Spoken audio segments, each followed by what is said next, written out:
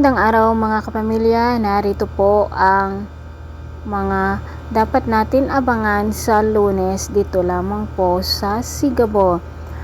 Tinanggap nga ni Gabo ang misyon na ibinigay sa kanya ng tinatawag nilang tatang na kung saan ay huliin ang pinaka malakas na pangulo o pinuno ng illegal na miners ng mga ginto o minahan ng ginto, kung kaya't kinausap niya ang kanyang mga kaibigan at bumuo nga sila ng isang grupo para hanapin ang lalaking ito na tinatawag nilang Victor Sapra alias Tigre.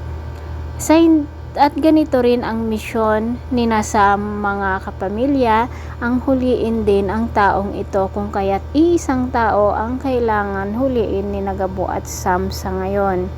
Samantala, ipinagtanggol naman ni Sam ang mga tao dito sa Ginintoang Lupa at nagalit nga ang kanyang daddy dahil nga sakim sa lupa itong kanyang daddy, at nagalit ito nang sinabi ni Sam na tigilan na nila ang pagdemolis dito sa Ginintoang Lupa dahil nga tao rin ang nakatira doon, at dito nga nadagdagan na naman ang galit ng kanyang daddy. Wala naman magawa ang kanyang ina dito sa pananalita ng mga masasakit ng lalaking ito kay Sam.